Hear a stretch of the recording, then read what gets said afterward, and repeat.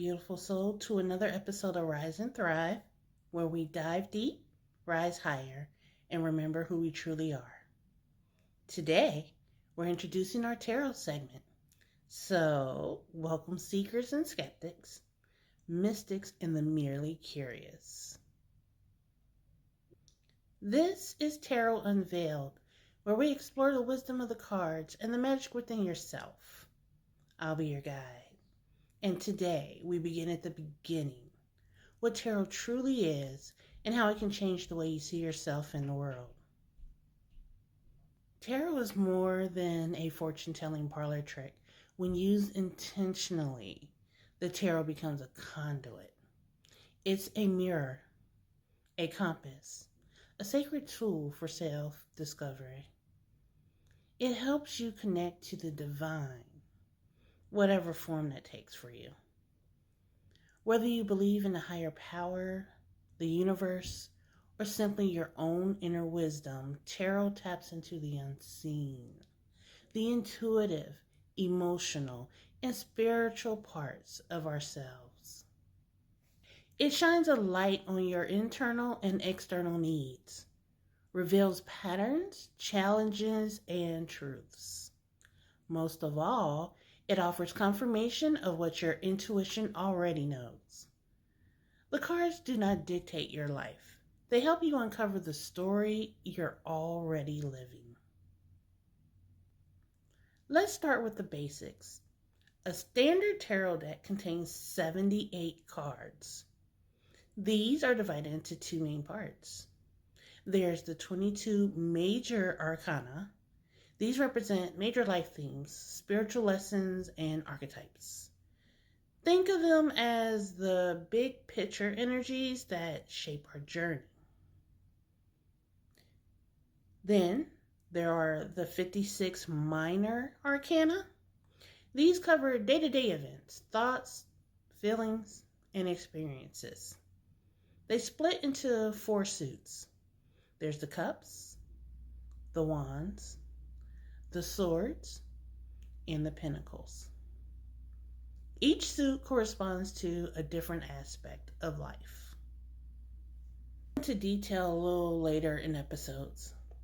But first, if you're new to tarot or if you're reconnecting with your deck, there are a few rituals and practices that help make it truly yours. One way is purifying your deck. Before using a tarot deck, it is important to clear any lingering energy from manufacturing, handling, or previous readings. Here are a few ways to purify your deck. Now, these are not set in stone. Remember, it's your deck, your choice. There are some who choose smoke cleansing. What they do is they pass their cards, their decks, through the smoke of incense, sage, or Palo Santo in order to smoke out and clear out the energy. Now, of course, if you use this method, please remember to open up your doors and windows so those nasty energies can float on away. Then there are some that prefer to use the moonlight. What they do is they leave their deck under the full moon to absorb that powerful lunar energy. And then there are some who prefer to use salt. What they do is now they wrap their deck in cloth or a bag and then place it in a bowl of salt. And then there are individuals like me who love to use clear quartz or selenite sticks, just basically a cleansing crystal to move the energy away. What I do is I take my selenite stick and first I rub it around my deck and then I tap it on the deck 3 times to get that nasty energy out of there. Again, with windows and doors open. There are also people who prefer to use sound. They'll take a singing bowl or a bell, or they'll just, make clapping noises around their deck to get that energy to move out of their deck. Like I said, the method is entirely up to you. It's your deck. You choose. Next practice is interviewing your deck. Think of it like meeting a new friend. You could interview your tarot deck to get to know their personality and strengths.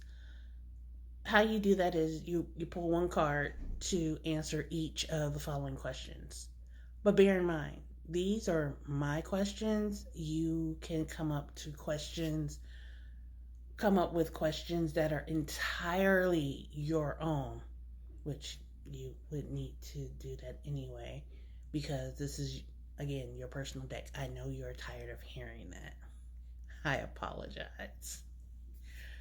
But I'm trying to stress how intimate your relationship is with your own personal tarot deck. Back to my questions. So, one question I ask is, what kind of energy do you hold? And question number 2 would be, what are you here to teach me? How do you see our relationship? How can I best learn from you? And then there's question number 5. What is your communication style? Because I have to know what I'm looking for. Keep a journal of the answers. This creates a sacred contract between you and your cards. In the next episode, we'll begin our deep dive into major arcana, card by card, starting with the Fool, the first step of the soul's journey. Whether you're a curious beginner or a seasoned reader, remember, tarot doesn't tell the future. It helps you shape it. This has been Tarot Unveiled. Don't forget to subscribe and share with fellow seekers. Until next time, trust your intuition, honor your path, and let the cards be your guide.